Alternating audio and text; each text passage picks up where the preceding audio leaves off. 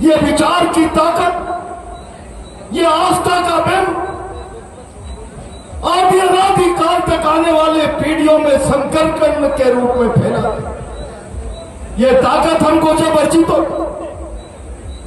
ये ताकत जब हम लोग समझेंगे, और समझने के लिए मैं देख रहा था, मैं मोटरसाइकिल से चलकर आपके बीच में आया।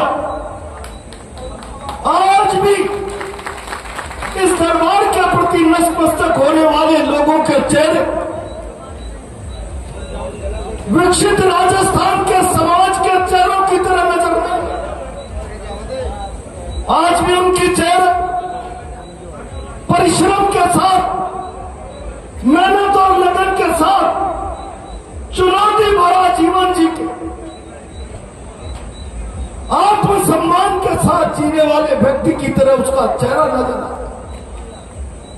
और इस चेहरे को सुंदर बनाने के लिए, इस आने वाली पीढ़ी को, भविष्य को सुंदर बनाने के लिए दुनिया के सारे इतिहास कहते हैं व्यक्ति सुंदर होगा तो समाज सुंदर होगा। और व्यक्ति के निर्माण का मार्ग कोई सड़कों पर नहीं बनता। व्यक्ति के निर्माण का मार्ग, उसका रास्ता किताबों में से निकलता है। और इसलिए किताबों के साथ हमारा नाता होना चाहिए। चाहे किताबें अध्ययन की हो, चाहे किताबें इतिहास की हो, चाहे किताबें सांस्कृतिक विरासत की हो, जो कुछ भी हमारे आगे बढ़ने का मार्ग बनेगा वो किताब में से बनेगा, वो सड़क में से नहीं बनेगा। हमारा जीवन सुंदर बनने का रास्ता बनेगा तो वो किताब में से बनेगा। मैं आज लंबी चौड़ी बात नहीं करूंगा। मुझे लग रहा है कि अभी 2 घंटे मोटरसाइकिल से आने में लगे, 2 घंटे और लगे। मैं केवल इतना कहना चाहता, इस पीढ़ी के ऊपर जिम्मेदारी, इस इतिहास को सहेजने की, संवारने की, इसको सुंदर बनाने की, इस विरासत का संरक्षण करने की। मैं इस मौके पर राजनीति की बात नहीं करना चाहता, लेकिन मुझे तकलीफ होती इस विरासत पर छेड़छाड़ करने के प्रयास हो रहे। राजस्थान की सरकार के पोर्टल पर इस विरासत के संरक्षण, सवाई भोज के इतिहास से छेड़छाड़ की गई। ताली बजाने का सवाल नहीं। राजनीतिक दृष्टि से हम इतने लाचार और कमजोर की ताकत के साथ जिस मंशा से इस इतिहास के साथ छेड़छाड़ हो, उसके खिलाफ राजनीतिक लोगों के पास बोलने की इच्छा शक्ति है। लेकिन राजनीतिक लोगों की इच्छा शक्ति के आधार पर इस विरासत का संरक्षण हो जाए, यह समाज को नहीं छोड़ना। अगर सवाई भोज का इतिहास मिट गया, जिसे कागज के पन्नों में छेड़ने की कोशिश कर ली गई, तो इस दरबार का इतिहास मिट गया।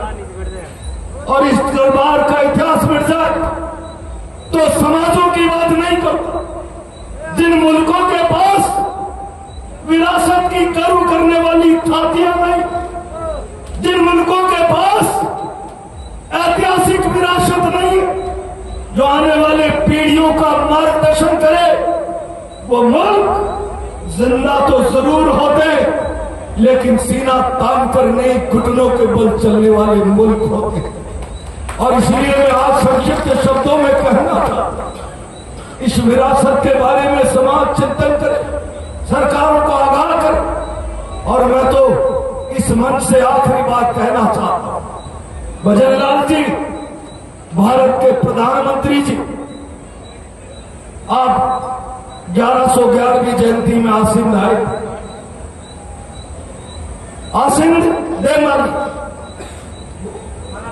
माला श्री आज जहां भगवान देव नारायण ने उतार लिया था, लेकिन जितना महत्व माला श्री का है, सवाई भोज दे माली दाता फरना जोधपुर इन स्थानों का भी उतना ही है।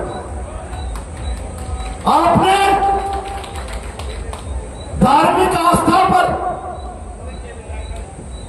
सारे हिंदुस्तान में अपने आप को संरक्षक घोषित कर रखा है। क्यों जोधपुरिया नजरअंदाज? मेरा हिंदुस्तान और राजस्थान के कोने कोने से आने वाला श्रद्धालु, मेरी बुजुर्ग माता और बहनें, नन्हे नन्हे मुन्ने बच्चे 8-8 घंटे से सड़कों पर जाम में फंसे, न भोजन की व्यवस्था, न पानी की, कहीं स्टॉल मिल गया, कहीं भंडारा मिल गया, चलते चलते रेंगते। सरकार को इस बारे में विचार करने की आवश्यकता। अगर निवाई के दूरस्थ 28-30 किलोमीटर हिंदुस्तान की आस्था का एक केंद्र है, तो उस आस्था के केंद्र पर सरकार की नजर होनी चाहिए। उसके प्रति आस्थावान श्रद्धालुओं को कोई असुविधा नहीं, ये सरकार की जिम्मेदारी बनती। और मैं समाज के लोगों से भी कहना चाहता हूं, ये हमारे सामने एक एग्जाम्पल सेट हो गए।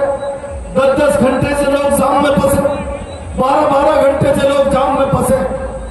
श्रद्धालुओं को हम कैसे न्याय, किस तरीके से राहत दिला सकते हैं? श्रद्धालुओं को अपने आस्था के दरवाजे तक आने का मार्ग कैसे सुगम और सरल बना सकते, इस बारे में खुद भी योजना बना, इस पक्ष को सरकारों के सामने रखे।